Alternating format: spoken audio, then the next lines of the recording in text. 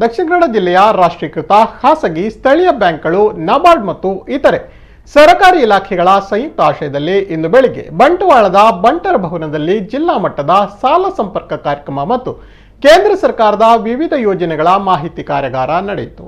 ಕೇಂದ್ರದ ರಾಸಾಯನಿಕ ಮತ್ತು ರಸಗೊಬ್ಬರ ಖಾತೆ ರಾಜ್ಯ ಸಚಿವ ಭಗವಂತ್ ಖೂಬಾ ಅವರು ದೀಪ ಬೆಳಗಿಸುವ ಮೂಲಕ ಕಾರ್ಯಕ್ರಮವನ್ನು ಉದ್ಘಾಟಿಸಿದರು. ಬಳಿಕ ಮಾತನಾಡಿದ ಅವರು, ದೇಶದ ಪ್ರತಿಯೊಬ್ಬ ನಾಗರಿಕನಿಗೂ ಸರ್ಕಾರದ ಆರ್ಥಿಕ ಲಾಭ ಸಿಗಬೇಕು ಎನ್ನುವ ಕಾರಣಕ್ಕೆ ಮೋದಿ ಅಧಿಕಾರ ವಹಿಸಿದ ಬಳಿಕ ಯೋಜನೆಗಳನ್ನು ಗ್ರಾಮದ ಹಳ್ಳಿಗೂ ತಲುಪಿಸಲಾಗುತ್ತಿದೆ. ಕಳೆದ 7 ವರ್ಷಗಳಿಂದ ಸಾಕಷ್ಟು ಅಭಿವೃದ್ಧಿ ಕೆಲಸಗಳನ್ನು ಮಾಡಿಕೊಂಡು ಬರಲಾಗಿದೆ. ಅನ್ಯ ರಾಜ್ಯಗಳಲ್ಲೂ ಸರ್ಕಾರದ ಮೂಲಭೂತ ಸೌಕರ್ಯ ನೀಡಲು ಕ್ರಮ ಕೈಗೊಳ್ಳಲಾಗಿದೆ.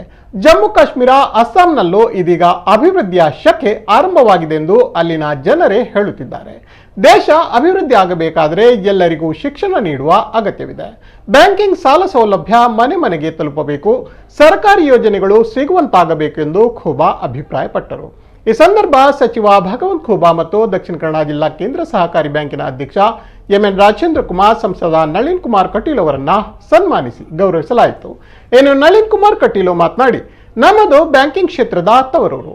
ಅಂದು ಬ್ಯಾಂಕಿಂಗ್ ಕ್ಷೇತ್ರವನ್ನ ಮನೆ ಮನೆಗೂ ತಲುಪಿಸುವ ಕೆಲಸವನ್ನ ಹಿರಿಯ ನಾಯಕ ಜನಾರ್ದನ ಪೂಜಾರಿ ಅವರು ಮಾಡಿದರೆ, ಇಂದು ತಮ್ಮ ಸರ್ಕಾರಿ ಯೋಜನೆಗಳಿಗೆ ಬ್ಯಾಂಕಿಂಗ್ ಅನ್ನ ಜೋಡಿಸುವ ಕೆಲಸವನ್ನ ಪ್ರಧಾನಿ ನರೇಂದ್ರ ಮೋದಿ ಅವರು ಅದ್ಭುತ ಕಲ್ಪನೆಯೊಂದಿಗೆ ಮಾಡಿದ್ದಾರೆ ಎಂದರು. ಅಧ್ಯಕ್ಷತೆಯನ್ನ ಬಂಟ್ವಾಳ ಶಾಸಕ ರಾಜೇಶ್ ನಾಯ್ಕ್ ವಹಿಸಿದರು. ಕಾರ್ಯಕ್ರಮದಲ್ಲಿ ಸಚಿವರಾದ ಕೋಟ ಶ್ರೀನಿವಾಸ್ ಪೂಜಾರಿ, ಅಂಗಾರ, ದಕ್ಷಿಣ ಕನ್ನಡ ಜಿಲ್ಲಾ ಕೇಂದ್ರ ಸಹಕಾರಿ ಬ್ಯಾಂಕಿನ ಅಧ್ಯಕ್ಷ ಎಂ.ಎನ್. ರಾಜೇಂದ್ರ ಕುಮಾರ್, ಶಾಸಕರಾದ ಭರತ್ ಶೆಟ್ಟಿ, ವೇದವ್ಯಾಸ್ ಕಾಮತ್, ಹರೀಶ್ ಪುಂಜಾ, ಸಂಜೀವ್ ಮಠಂದೂರು, ವಿಧಾನ ಪರಿಷತ್ ಸದಸ್ಯ ಪ್ರತಾಪ್ ಸಿಂಹನಾಯಕ್, ಮಂಗಳೂರು ಮೇಯರ್ ಪ್ರೇಮಾನಂದ ಶೆಟ್ಟಿ, ದಕ್ಷಿಣ ಕನ್ನಡ ಜಿಲ್ಲಾಧಿಕಾರಿ ರಾಜೇಂದ್ರ ಕೆ, ಜಿಲ್ಲಾ ಪಂಚಾಯತ್ ಮುಖ್ಯ ಕಾರ್ಯನಿರ್ವಹಣಾಧಿಕಾರಿ ಡಾಕ್ಟರ್ ಕುಮಾರ್ ಮೊದಲಾದವರಿದ್ದರು. ಬ್ಯಾಂಕಿಂಗ್ ಯೋಜನೆಗಳ ಸರ್ಕಾರಿ ಸಾಲ ಸೌಲಭ್ಯಗಳ ಸಂಪೂರ್ಣ ಮಾಹಿತಿಯನ್ನು ಈ ಸಂದರ್ಭ ನೀಡಲಾಯಿತು.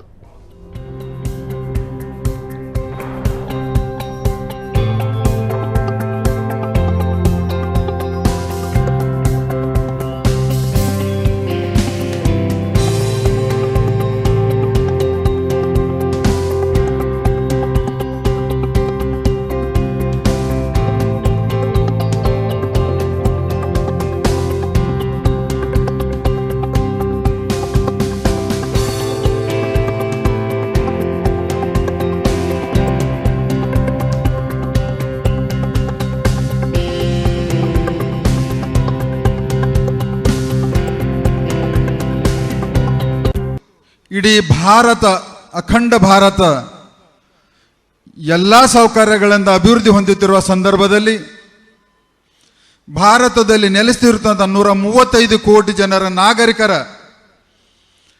ಅಭಿವೃದ್ಧಿಯು,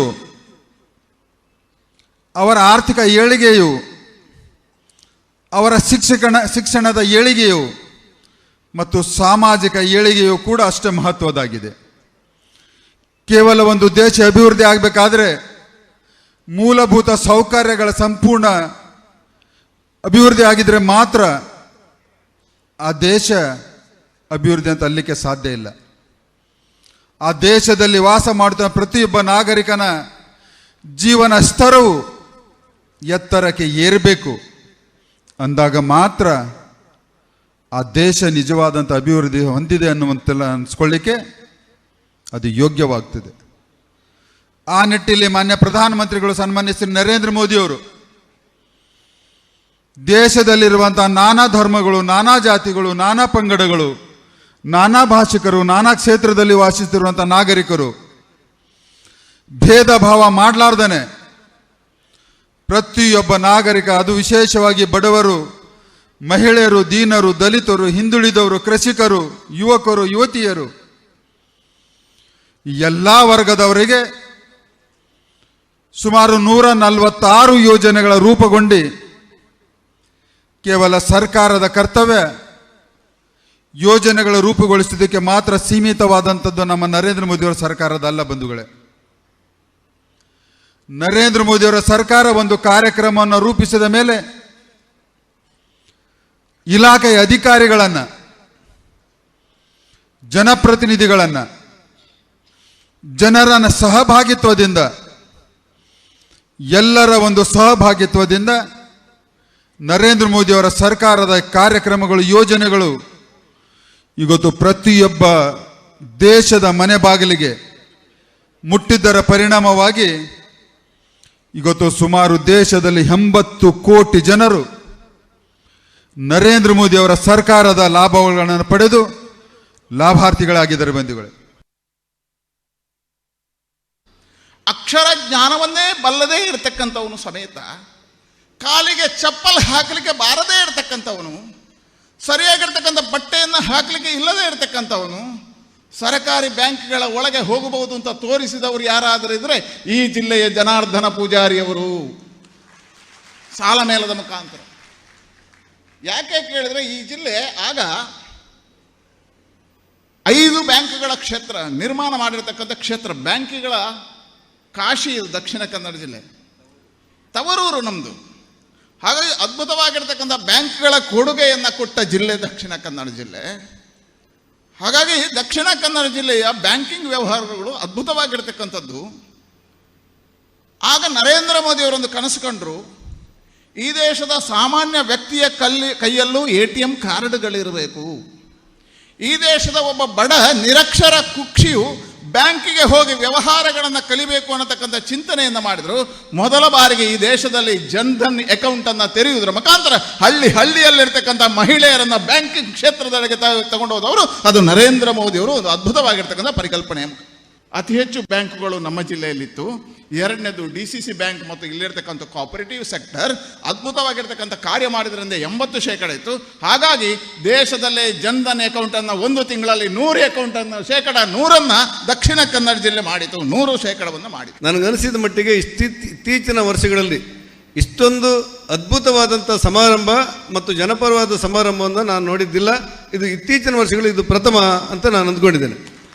ಆ ಕಾರಣಕ್ಕೆ ಒಂದು ಕಾಲದಲ್ಲಿ ರಾಷ್ಟ್ರೀಕೃತ ಬ್ಯಾಂಕನ್ನು ಸಾಲ ಮೇಳ ಮಾಡಿದಂಥ ಜನಾರ್ದನ ಪೂಜಾರಿ ಅವರನ್ನು ಉಲ್ಲೇಖ ಮಾಡಿದರು ನಳಿನ್ ಕುಮಾರ್ ಅವರು. ನನಗನ್ಸುತ್ತೆ ನಾವು ಎಷ್ಟೇ ಹೇಳಿದರೂ ಕೂಡ ರಾಷ್ಟ್ರೀಕೃತ ಬ್ಯಾಂಕ್ಗಳಲ್ಲಿ ಸಾಲಗಾರರಿಗೆ ಇನ್ನೂ ಒಂದಷ್ಟು ಹೆಚ್ಚು ಒತ್ತು ಕೊಡಬೇಕಾದಂಥ ಅವಶ್ಯಕತೆಗಳಿದೆ ಅಂತ ನಮಗೆಲ್ಲ ಅನಿಸಿತ್ತು. ಅಂಥ ಸಂದರ್ಭದಲ್ಲಿ ಒಂದೇ ದಿವಸಕ್ಕೆ 12,000 ಜನರಿಗೆ ಸಾಲ ಮಂಜೂರು ಮಾಡಿ ಇಷ್ಟೊಂದು ಅದ್ಭುತವಾದಂಥ ಸುಮಾರು 500 ಕೋಟಿಗೂ ಮಿಕ್ಕಿ ಸಾಲವನ್ನು 12,000 ಜನರಿಗೆ ಮಂಜೂರು ಮಾಡಿದ್ದಕ್ಕೋಸ್ಕರ ನಳಿನ್ ಕುಮಾರ್ ಅವರೇ, ನೀವು ಆಧುನಿಕ ಸಾಲ ಮೇಳದ ರೂವಾರಿಯಾಗಿ ನಮಗೆ ಕಂಡು ಬರ್ತೀರಿ ಅಂತ ಅನಿಸುತ್ತೆ. ಆ ಕಾರಣಕ್ಕೆ ನಿಮ್ಗೆ ಅಭಿನಂದನೆ ಹೇಳಬೇಕು ಅಂತಿದೆ ನಮಗೆ. ಪ್ರತಿ ತಾಲೂಕಲ್ಲಿ ಬ್ಲಾಕ್ ಲೆವೆಲ್ ಬ್ಯಾಂಕರ್ಸ್ ಕಮಿಟಿ ಮೀಟಿಂಗನ್ನು ನಡೆಯುತ್ತೆ. ಇಒ, ತಾಲೂಕ್ ಪಂಚಾಯತಿ, ತಹಶೀಲ್ದಾರ್ ಅವರೆಲ್ಲರೂ ಕೂಡ ಅಟೆಂಡ್ ಮಾಡ್ತಾರೆ. ಮತ್ತು ಡಿಸ್ಟಿಕ್ ಲೆವೆಲಲ್ಲಿ ಡಿಸ್ಟಿಕ್ ಕನ್ಸಲ್ಟೇಟಿವ್ ಕಮಿಟಿ ಮತ್ತು ಡಿಸ್ಟಿಕ್ ಲೆವೆಲ್ ಬ್ಯಾಂಕರ್ಸ್ ಕಮಿಟಿ ಅನ್ನುವಂಥ ಮೀಟಿಂಗನ್ನು CO ಜಿಲ್ಲಾ ಪಂಚಾಯತ್ ಅವರು ಪ್ರತಿ ತಿಂಗಳು ಕೂಡ ಎಲ್ಲ ಬ್ಯಾಂಕರ್ಸ್ಗಳಿಂದನೂ ಕೂಡ ಮಾಡ್ತಾರೆ. ನಮ್ಮ ಜಿಲ್ಲೆ ಒಳಗಡೆ ಸರ್ಕಾರದಿಂದ ಬಂದ ಗುರಿಯನ್ನು ಮೀರಿ ನಾವು ಸಾಧನೆಯನ್ನು ಮಾಡ್ತಾ ಇದ್ದೀವಿ ಎಲ್ಲ ಸ್ಕೀಮ್ಸ್ಗಳಲ್ಲಿ. ಆದರೂ ಯಾವುದಾದ್ರೂ ಬ್ಯಾಂಕ್ ಅವ್ರನ್ನವರು ಸರ್ಕಾರ RBI ಕೊಟ್ಟಿರುವಂಥ ಡೈರೆಕ್ಷನ್ಸ್ ಆಗಿರ್ಬೋದು, ಕೇಂದ್ರ ಸರ್ಕಾರ, ರಾಜ್ಯ ಸರ್ಕಾರ ಕೊಟ್ಟಿರುವಂಥ ಡೈರೆಕ್ಷನ್ಸ್ಗಳನ್ನು ಫಾಲೋ ಅಪ್ ಮಾಡದೇ ಇದ್ದರೆ CO ಜಿಲ್ಲಾ ಪಂಚಾಯತ್ ಅವರಿಗಾಗಿರ್ಬೋದು, ನಮ್ಮ ಕಚೇರಿಯಲ್ಲಿ ನೇರವಾಗಿ ಅವರು ಕಂಪ್ಲೇಂಟನ್ನು ಕೂಡ ಕೊಡ್ಬೋದು. ಈ ಎಲ್ಲ ಮಾಹಿತಿಯನ್ನು ಕೊಡೋದ್ರ ಮುಖಾಂತರ ಜನ ಆರ್ಥಿಕ ಸ್ವಾವಲಂಬಿ ಆಗಬೇಕು, ಆತ್ಮನಿರ್ಭರ್ ಭಾರತವನ್ನು ಕಟ್ಟಬೇಕು ಅನ್ನುವಂತಹ ಪ್ರಧಾನಮಂತ್ರಿಗಳ ಮತ್ತು ಕೇಂದ್ರ ಸರ್ಕಾರದ ಗುರಿಯನ್ನು ಒಂದು ಸಫಲ ಮಾಡುವಂಥ ಡೈರೆಕ್ಷನ್ಸಲ್ಲಿ ಇವತ್ತು ದಕ್ಷಿಣ ಕನ್ನಡ ಜಿಲ್ಲಾಡಳಿತ ಅಗ್ರಣಿ ಬ್ಯಾಂಕ್ನ ವತಿಯಿಂದಾಗಿ ಈ ಸಾಲ ಸಂಪರ್ಕ ಯೋಜನೆಯನ್ನು ಮಾಡ್ತಾ ಇದ್ವಿ.